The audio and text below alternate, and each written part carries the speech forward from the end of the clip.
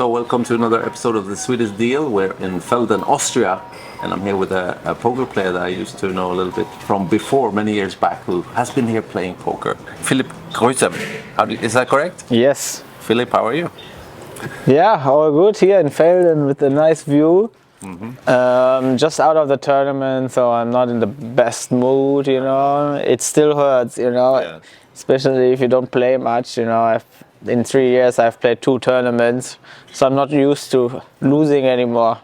Still hurts. Yeah, well, we used to see you playing a lot of high rollers, and throughout the years, some call it golden years for high rollers and so on. When did you start playing poker on a high level? I mean, I've been playing 15 years professionally, you know, I can live from it. And then maybe after 2 years it was starting already with the high rollers.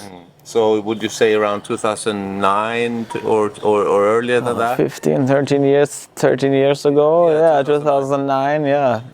And that was something that kept on going and going. Were you?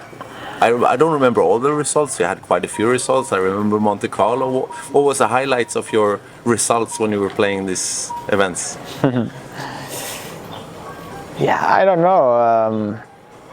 When the high rollers started at that time, you know, and it was many high rollers coming up at that time. It was just like another day, another tournament, right? Yeah. The buy-in was really high. Exactly. That was the first couple of years where it was like that, you know. Now it's quite normal, you know. But one of the tournaments I really remember was in the 50K Australia high roller. I won that one against Paul Pua.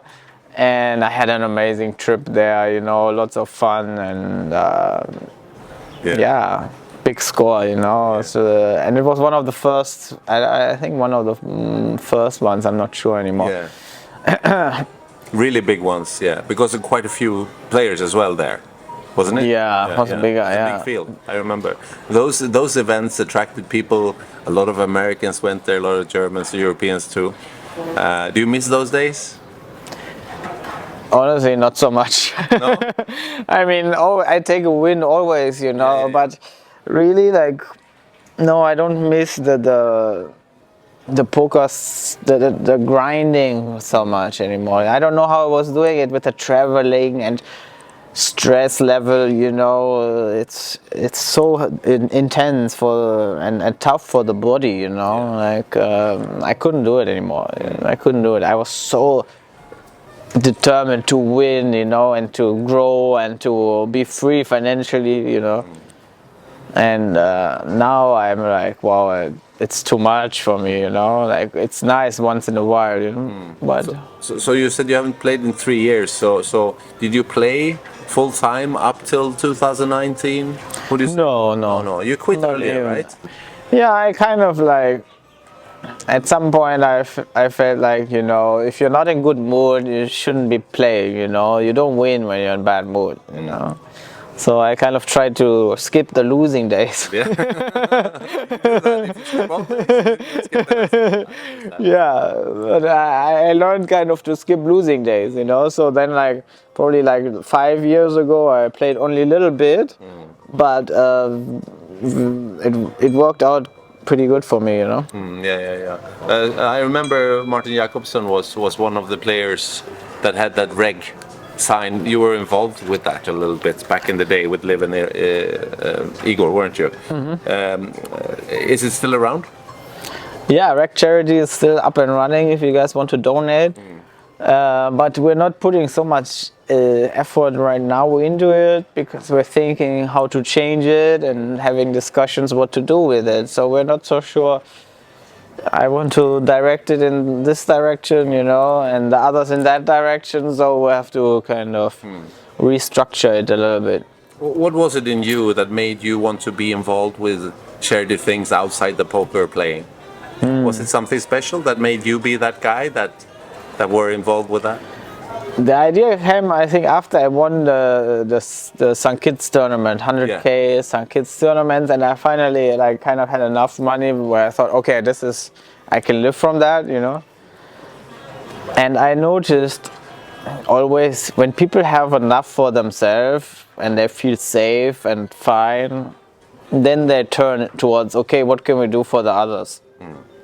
You know, Less fortunate people. Yeah. Or less fortunate things. yeah, and yeah, exactly, things or people, you know, and you want to kind of, once you are happy, safe, and fine, Yeah.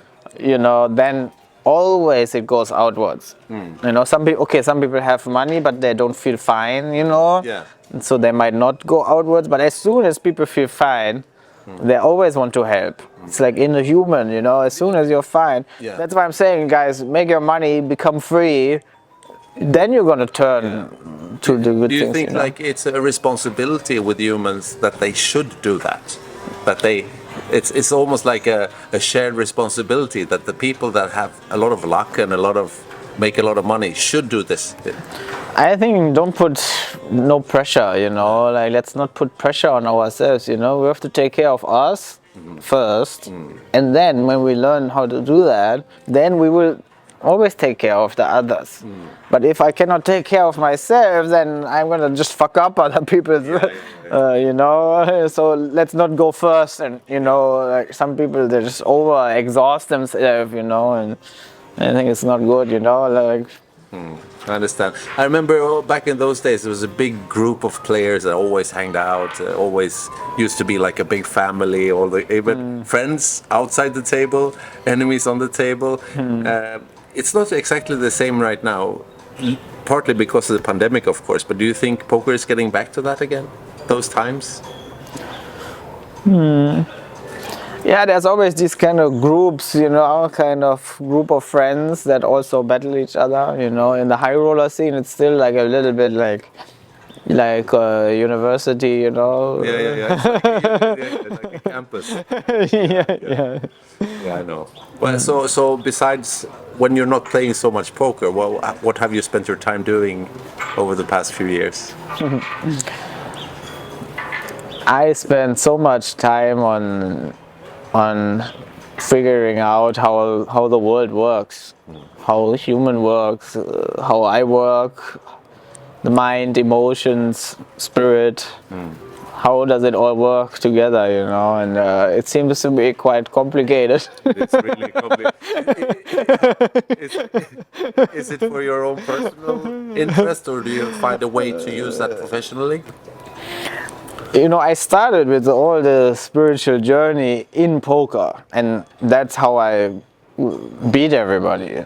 Is that a fact? That's a fact. Yeah. You know, I was never smarter than the others. I was never studying more than the others. You know, I understood very early already some stuff, you know, and I'm very sensitive, super sensitive, you know. To pick up signals and energies? Yes. Is there some way that you can shortly tell what was the key to that knowledge? Just senses, or what? What was the key to becoming good at feeling this? Yeah, I have to say, good question. It is a good question. But I cannot make you happy because it's complicated. As I said, it's very complicated. Yeah. But sensitivity is one thing, you know. Like, you know, you have to be sensitive, but at the same time strong. That's what I mean. You know, so that's either people are sensitive and then they blow up, Yeah. you know, or they're not sensitive, they don't feel anything and they are stable. Yeah. And to be on the top, you kind of need to be sensitive and strong. And it's very difficult, you know. How did you learn that? Was it in your DNA, or was it something you studied to learn? Because you need to not study poker, not study percentages, but study the knowledge of your powers, if you know what I mean.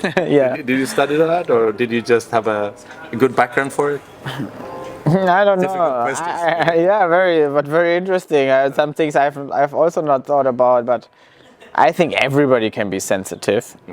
You know, it's just it just depends on our programming, you know, our upcoming and how we got raised and so on. You know, I think everybody can be sensitive.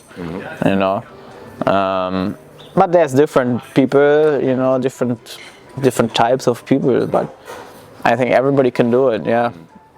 But you were apparently efficient and successful with putting this knowledge into poker. Is there other areas, of course, in the world today where you can use those Powers, knowledges. skills, wisdom. In any business, right? In any business, you can. Exactly, yeah, and that's what I'm passionate about now. I want to bring all the things that I learned in poker and in spirituality. I want to bring them into businesses. Yeah. So when I do a meeting, I sometimes guide a meditation before. Right. You know, I sometimes let's feel it out. You know, okay, what should we do next? You know, let's look at it together. You know. Yeah, let's work together, let's collaborate. Yeah. You know, like what you mentioned before with the groups. Yeah. My team in Germany, you know, we crushed everybody because we would share how we see things, you know. And then they all stopped playing, and I was alone. Kind of, I really got in trouble, you know. And everyone came after you. Yeah, and they formed groups, you know, and you know, it was very difficult, you know. Yeah. But of course, it's applicable or possible to put it into use. Perhaps, especially for CEOs or leading people in big companies as well, and they can use it successfully in their business, of course. Yeah. So I guess, are you looking for people to help, or do people look you up and try to get your knowledge? They usually come to me somehow over friends' recommendations. Yeah. I'm not really looking for more people to help right now. Is it enough? It's enough. You have that with yourself? No, like people come to me. Like people come to me and they ask for help, for emotional help, you know, on a coaching kind of level, you know. But it's enough. You know, I cannot take so many. You know, it's. You know. Yeah, one good thing in a way that came out of the pandemic was that people got used to work online instead of traveling all the time. Traveling is not good for the environment anyway, but is that something that you can sit at home and have a FaceTime or team chat and do your work and communication, or do you really prefer to do it live when you talk to people like that?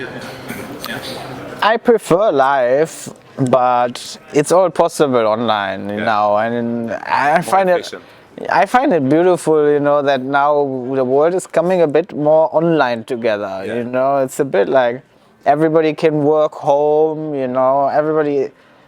You know, some people, they were like kind of slave because they couldn't move cities, so then they have only 2 companies as an option, you know. And now they're like, hold on, I can do the job online, so I can work anywhere. Yeah. And that sets them free, in a sense, you know. So it's beautiful what came out of this shitty pandemic, you know. You can work from your home and do it, but you can also go to Maldives, or you can be in wherever you want and work from there as well. Do you still travel at all? And then the shitty companies, you see, the shitty companies that treat their employees bad, they lose the people, you know, and go down. If you lose your employees, it's very bad, you know. So it's been good for the employees, maybe, that the options have been bigger. Opened up, yes, exactly. You know, that's a good thing. We have to look into what's been good with the pandemic. We know the bad. So where do you live now, Philipp?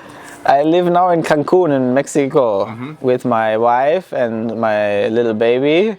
First baby? First baby, yeah. How old is? You can see it maybe, and the rings under the rings in the eyes, you know. 5 months. Wow. Yeah. Was it good timing for you to get a kid? I think perfect, you know. I think perfect because I'm in this transition more from the poker into the business one, you know, and I feel like now my projects are like getting a little traction, you know. So then like it will be too busy like later, you know. Now I was not so busy, so I think it was perfect timing. Yeah. That's good. It's important to, if you can, wait until the right moment to get your first kid. I think I also waited for my first kid. I was 35 when I got my first kid, and it was perfect for me. Yeah. Because, so that's a good tip, I think, for people. When should I have a kid? How old were? Yeah, don't rush it. You know, like I feel like. Yeah, you know, when you become parent, like you start understanding like how difficult it is, you know, and huge respect to the people who play poker full time and have a baby, you know. I mean, I had time and some money, you know, and it's still super difficult, you know. Is it fun? It's fun, pain and pleasure, you know. Yeah. you get to know that you're alive. Yeah. Responsibilities you didn't know you were supposed to have. Yeah, you know, like emotionally, I think it's like so tough, you know. But you are pro in the emotional bit, so you should have it be easy for you. Yeah. You can never prepare for this. You know, and you cannot never emotionally prepare for a Latina wife, you know. Right. You know, Yeah. you can be advanced, you know, but they always find something, you know. But that's really good. Yeah, you're happy in Mexico? Is it a good place for you to live? Yeah, Cancun? it's a great place to live, you know. Yeah. Do you have any old poker friends in the same area? I know you back in the days after the American broke down the online poker, a lot of American poker players moved down to Mexico. I remember. Yeah. Are they still there? Yeah, it's full of poker players. Yeah. Cancun, Playa del Carmen, Tulum, a beautiful area there. Great to live, great for poker players, no taxes. Don't worry anything. Don't listen to the media. It's all safe. Yeah. It's good. And safe, Yeah. Nice. If you don't get involved, you know. Yeah. But I mean, you're German from the beginning, right? Yes. Yeah. So do you travel back to Europe a lot? Do you spend some time in Europe or mostly over in Mexico? Now we rented a camper van. Really? Yeah. So There you go. Good. you know, we're here. I slept in the camper van. Did you really? Yeah. Okay. So with the baby and a friend of mine, and we traveled through Europe Excellent. and just stopped wherever we wanted to, And you decided to come by Velden? I don't even know where I'm going now. Yeah. So we're going somewhere with the camper van. Is it south, west, or north? We're going north. Yeah. North. We have to get back. Yeah. Oh, that's a great thing to go in a camper van. It's so much free. Hey, Yeah, you know. maybe I'm not so sure. It's okay. great. It's a lot of fun, but it's I don't know. I can't do it too long. No. Okay. So when are you going back to Mexico? In like 10 days, maybe. Nice, One day. okay. Really good to see you, Philip. And will you play any more events in the? You're not deciding, or do you take like week by week and month by month? I'm not gonna play much. But you know, I love the poker community, and I'm involved. I would like to get involved in some poker projects. Also, I'm gonna do a course on